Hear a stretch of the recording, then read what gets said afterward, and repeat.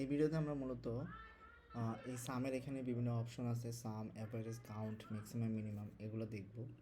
দেন ফিলের এখানে কিছু অপশন আছে, সেগুলো দেখব।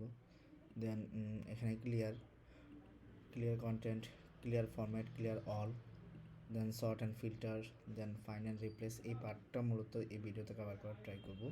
তো প্রথমে আসি সামের এখানে কিছু ফর্মুলা, যেগুলো হচ্ছে সাম, অ্যাভারেজ, কাউন্ট, মিনিমাম, ম্যাক্সিমাম। তো এগুলো বেসিক্যালি কী? এগুলো হচ্ছে বেসিক ফাংশন বলা যেতে পারে। সাম হচ্ছে অনেকগুলো ডাটা একসাথে যোগ করার জন্য কাজ করবে। তো আমরা এগুলো নর্মালি লিখেও দিতে পারি। আমরা জানি এক্সেলে যে কোনো ধরনের ফর্মুলা লিখতে হলে আগে ইকুয়াল দিতে হবে। দেন হচ্ছে আমাদের এখানে সাম যেহেতু বলতেছি, সাম হচ্ছে আমাদের যোগ করার জন্য কাজ করবে। সামেশন থেকেই সাম আসতেছে, অনেকগুলো ডাটা একসাথে যোগ করার জন্য। তো সাম লেখার পর আমরা প্যারেন্থেসিসটা দিয়ে দিলাম, ফার্স্ট ব্র্যাকেট।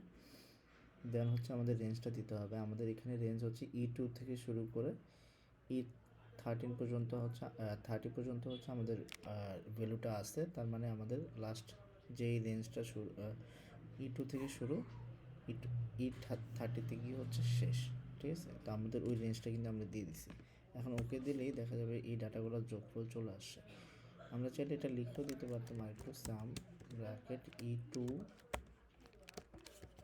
এখানে ক্যাপিটাল স্মল লেটার ম্যাটার করতেছে না। তারপর ক্লোন, শিফট চাপ দিয়ে এলোর পাশে একটা আইকন আছে,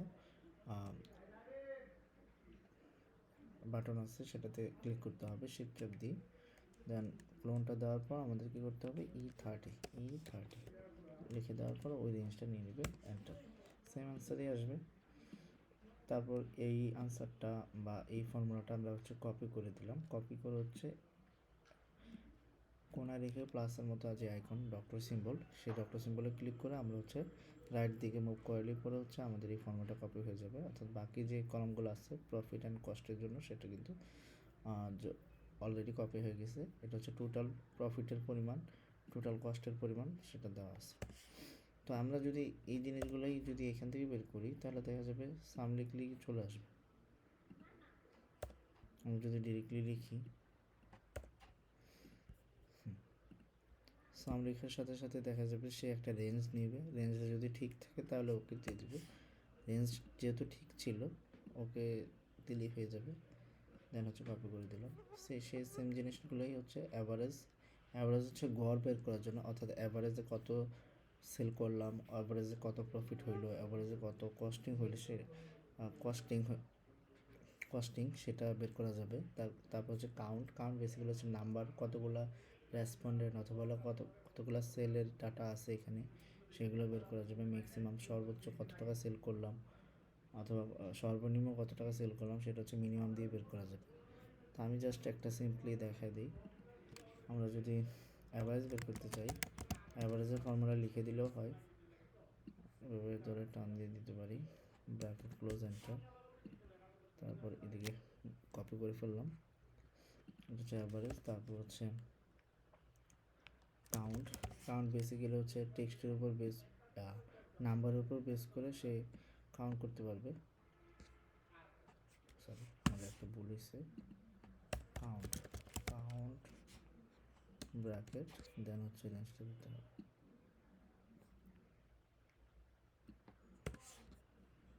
এখানে কোথাও একটা ভুল হয়েছে। ওকে, 29টা ঠিক আছে। তারপর মিনিমাম ম্যাক্সিমাম, তো ম্যাক্সিমাম বের করার জন্য আমি এক্স ব্র্যাকেট এরিয়া, আমি E2 ক্লোন E30 লিখে দেওয়ার সাথে সাথে সেটা নিয়ে নেবে। ম্যাক্সিমাম সেলস হচ্ছে 1592। মিনিমাম সেল যদি আমরা বের করতে চাই, MIN bracket E2 colon E30 bracket close, enter. Okay, তো এটা ছিল হচ্ছে এই সামের অপশন থেকে, এগুলো সেম জিনিসই ছিল, আমরা চাইলে লিখে দিতে পারি। তারপর হচ্ছে ফিল্ডের এখানে অনেকগুলো অপশন আছে, আমরা একটু দেখি। সাপোজ আমি জাস্ট ডেজ এগুলো লিখতেছি জাস্ট ইয়ের জন্য। এখন এই লেখাটাই যদি সেম লেখাই যদি আমরা ডান দিকে যে সেলগুলো সিলেক্ট করা হয়েছে, এই সেলগুলোতে একই ধরনের লেখা চাই, তাহলে হচ্ছে আমরা এই ফিল্ডে গিয়ে রাইটার ওকেতে ক্লিক করলেই কিন্তু আমরা ওই লেখাগুলো চলে আসবে। আবার এই সেম লেখাগুলোই যদি আমরা ডাউনে ক্লিক করি আমাদের দেখা যাবে নিচে সেম লেখাগুলো। আবার আমরা সেম লেখাগুলো যদি দেখেন ফিল হয়ে গেছে কিন্তু, তো তার মানে চারদিকেই ফিল আপ করা যাবে, অর্থাৎ রাইট, ডাউন, আপ, লেফট। ওকে, কিন্তু এছাড়া আরও বিভিন্ন ধরনের অপশন আছে। এখানে সিরিজ আছে, সিরিজগুলো দেখতে হবে। তারপর আমাদের যে উইকডেজগুলো আছে সেগুলো সেই অনুসারেও আসতে পারে, আমরা চাইলে সেগুলো ফিল করে ফেলতে পারি, যেমন মানডে, টিউসডে এভাবে করে আসতেছে। তারপর জানুয়ারি, ফেব্রুয়ারি সেগুলো কিন্তু লিস্টেড আছে, অলরেডি এক্সেলের মধ্যে আনলিস্টেড আছে। এই ধরনের লিস্ট যদি আমরা নিজেরা তৈরি করতে চাই, যেমন হচ্ছে আমি সাপোজ বাংলাদেশ লিখতেছি, বাংলাদেশ, ইন্ডিয়া, হ্যাঁ, ভুটান, এখন এই ধরনের একটা লিস্ট তৈরি করতে চাচ্ছি, তো এটা তো লেখা অনেক সময় টাফ হয়ে যায়, তো এই জন্য আমরা হচ্ছে একটা লিস্ট তৈরি করবো। লিস্ট তৈরি করার উপায় হচ্ছে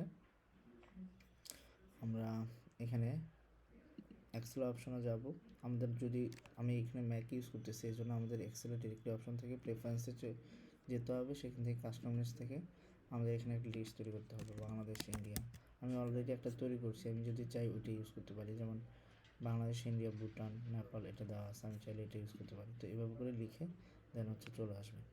আমি যদি এটা কপি করতাম, সবাই বাংলাদেশের পরে যদি আমি কপি করে দিই, আমার কিন্তু ওই লেখাগুলো চলে আসবে, যেটা আমি লিস্টেড করে রাখছি, বাংলাদেশ, ইন্ডিয়া, ভুটান, নেপাল, বাংলাদেশ, আবার সেম ওয়েতে।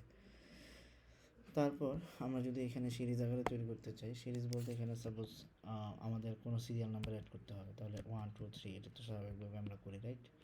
তো এখানে চাইলে আমরা এইগুলো অর্থাৎ প্রথম দুইটা লেখার পর আমরা যদি টান দিয়ে দিই এইভাবে করে, তখন কিন্তু বাকিগুলো চলে আসবে।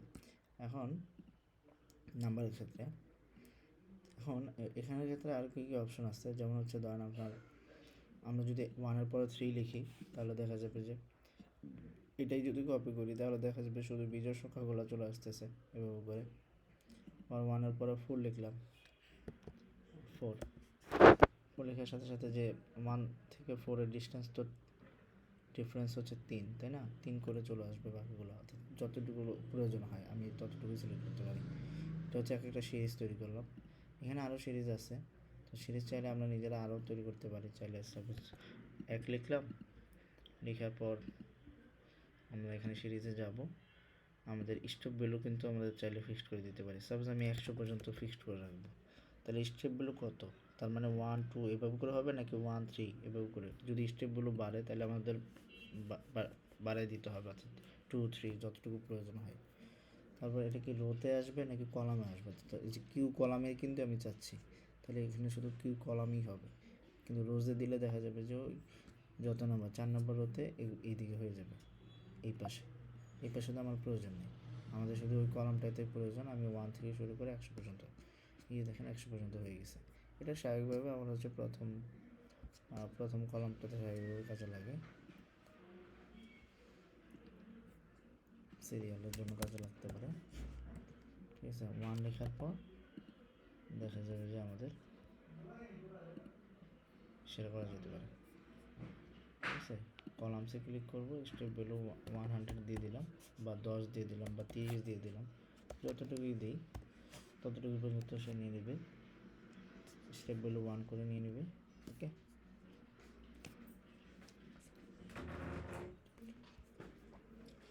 তারপর বেসিক্যালি যেটা দেখবো সেটা হচ্ছে জাস্টিফাইয়ের কাজ হচ্ছে দেখা যাবে অনেক সময় আলাদা আলাদা সেলে আমরা দেখা যায় লেখা থাকে এরকম। আমি একটা জাস্ট বোঝানোর জন্য দিচ্ছি।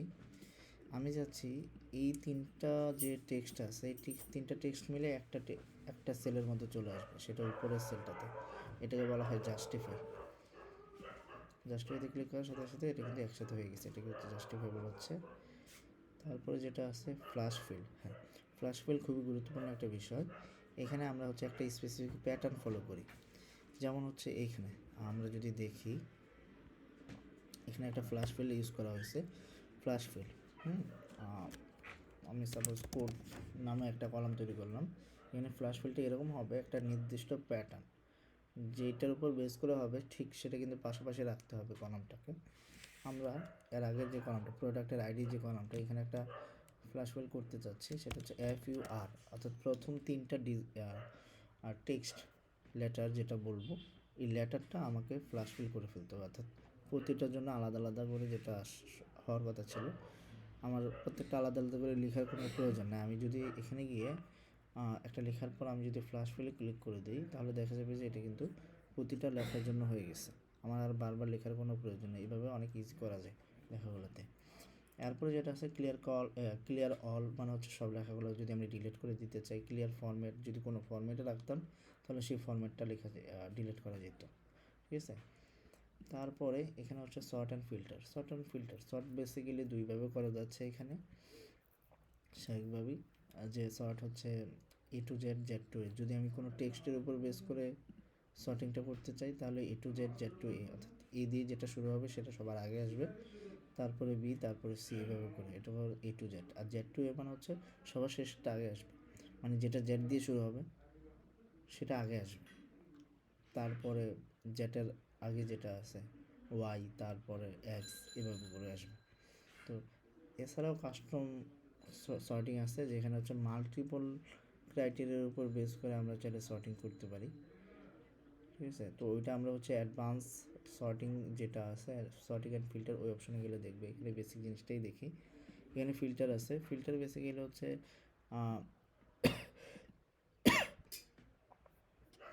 ফিল্টার হেল্প আছে এখানে। ফিল্টার দিয়ে আমরা হচ্ছে খুব ইজিলি আমরা ডাটার মধ্যে কোনো ধরনের আনইউজুয়াল ডাটা আছে কিনা সেগুলো খুঁজে বের করে ফেলতে পারবো। তারপর কোনো একটা নির্দিষ্ট ডাটা দেখতে চাই, আমি শুধু সাপোজ প্রতিটার অপশনেই কিন্তু একটা করে ফিল্টার চলে আসছে।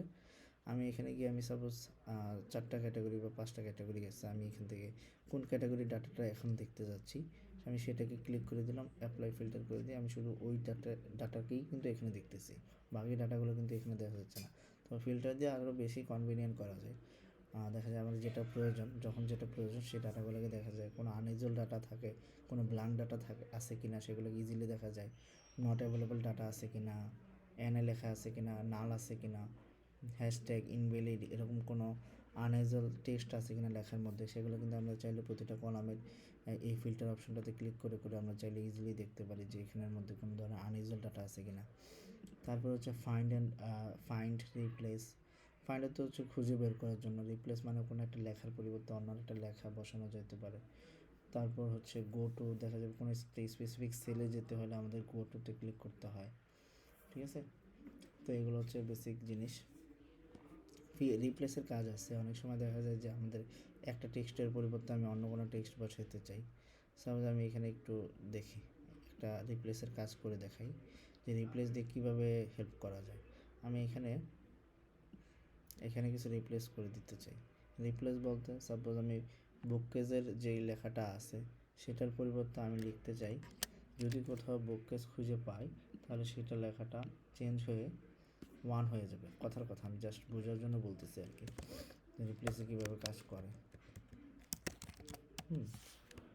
1 হয়ে যাবে, তখন রিপ্লেস অল দিলে দেখা যাবে যেখানে যেখানে সে এটা খুঁজে পাবে সেখানে সেখানে কিন্তু সে 1 লিখে দেবে। রিপ্লেস অল, দেখেন যতগুলো জায়গায় পাইছে 3 জায়গায় পাইছে, 3টা জায়গায় চেঞ্জ হয়ে গেছে।